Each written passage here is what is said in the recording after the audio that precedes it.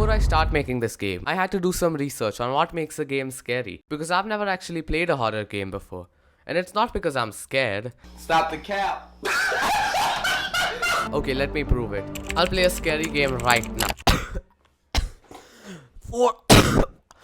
4,000? Yeah, I'm just scared of these games. So I'll just Google what makes horror games scary. Don't do jump scares. Jump scares are a cheap way of making a scary game. Perfect. Now a jump scare works best when the player doesn't see it coming. So the game is called Not Scary at All. After downloading a few jump scares, I copied some code from another project of mine. So once the game is opened, the player has to get jump scared at random intervals of time. So I needed to write some code for that. And done. Yeah. Ring the like button and subscribe to the bell now, gamers. All I need now is an app icon and yeah.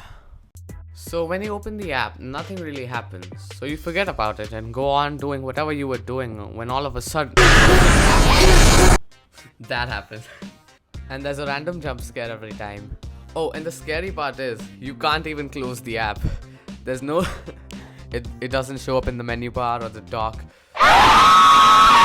So the only way to exit the app is with this shortcut. If you put this app on your school computers, I'm not responsible for anything. They're gonna get jump scared a whole lot. And thanks for 5,000 subscribers. Join the Discord. I'll see you guys next time.